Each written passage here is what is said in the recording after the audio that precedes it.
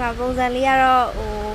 ညာပြစ်မယ်တရားမဖြစ်ခင်ရှိရပုံလေးတွေရယ်နောက်ပိုင်းဆဲတဝက်ကနေနောက်ပိုင်းထိကတော့ဒီတကယ်ညာပြစ်သမားတရားပုံစံမျိုးနဲ့ပေါ့လို့နောက်ပိုင်းလေးလိုလေးသွားတာပါတယ်အားလုံးပဲမင်္ဂလာပါရှင်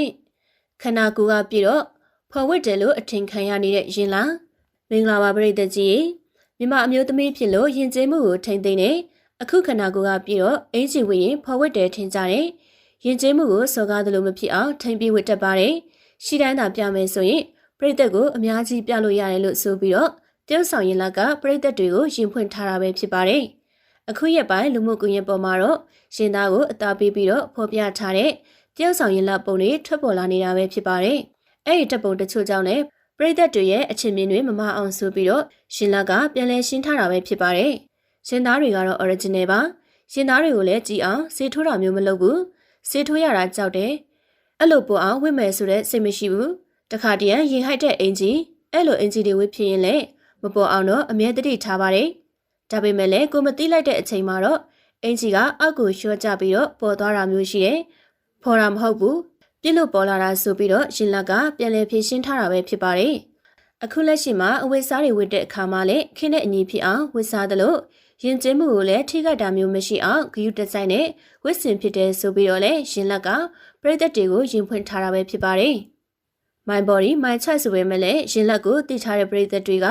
ရင်ကြည်ကြည်မြန်မာမိန်းကလေးဆိုပြီးတိထားတော့ထင်းထင်းသေးသေးနေရပါတယ်အပြင်လိုက်မှာဝတ်ချင်ဝတ်လို့ရတယ်ရေကူးကန်သွားရင်တော့ဘီကနီဝတ်မှာပဲလေသူ့နေရာနဲ့သူတော့ဝတ်ရတာရှိတယ်နေရာဒေသရာသီဥတုပေါ်လိုက်ပြီးတော့ဝတ်ဖြစ်တာမျိုးတော့ရှိတယ်အခုလက်ရှိမှာတော့ပေါ့ပပနဲ့တက်တောင့်တက်တာဖြစ်တဲ့အဝတ်စားမျိုးတွေကိုတော့ကြိုက်နေတယ်ဆိုပြီးတော့လေရင်လက်ကပြောထားပါသေးတယ်ရှင်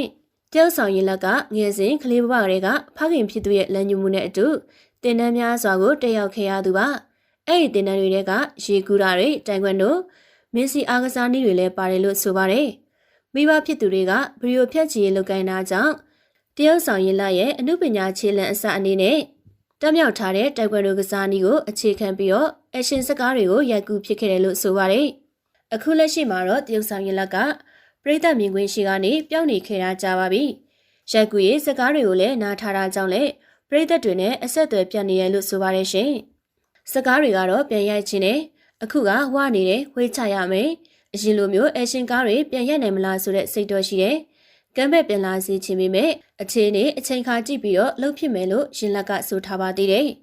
ရှင်လက်ကငငယ်ကလေးတွေကနေအနေအေးသူတယောက်ဖြစ်လို့တွတ်တွတ်လဲလဲဖြစ်ချင်းပြီးတော့တခါတည်းကိုလည်းအာမရဘူးလို့ရှင်လက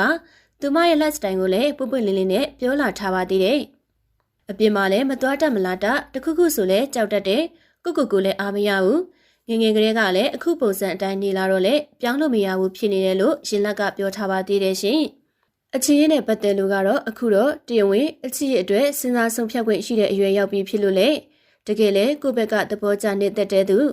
အဲ့လို relationship မျိုးဖြစ်ပြီးဆိုရင်တော့ပရိသတ်တွေကိုတရားဝင်အသိပေးသွားမယ်လို့လေရှင်လက်ကလက်ရှိသူမရဲ့အခြေအနေနဲ့ပတ်သက်ပြီးတော့မျှဝေထားပါသေးတယ်ရှင်အခုလက်ရှိမှာတော့ရှင်လက်ကအရန်ချရတဲ့ပရိသတ်တွေအတွက်အမှုပညာအလုပ်တွေကိုအကောင်းဆုံးစူးစမ်းလှုပ်ဆောင်နေတယ်လို့လည်းပြောထားပါသေးတယ်ရှင်လူဖြစ်တဲ့အတွက်အကောင်းတွေကြီးပဲတော့မရှိဘူးလေတခါတလေအဆိုးတွေလောကရန်တွေရင်ဆိုင်ရတဲ့အခါမှာလေရင်လက်ဘေးမှာမရက်တီပေးတဲ့ပရိသတ်တွေကိုကျေးဇူးတင်ပါတယ်